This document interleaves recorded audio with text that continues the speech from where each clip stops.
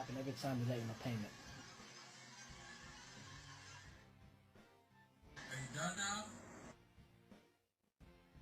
now?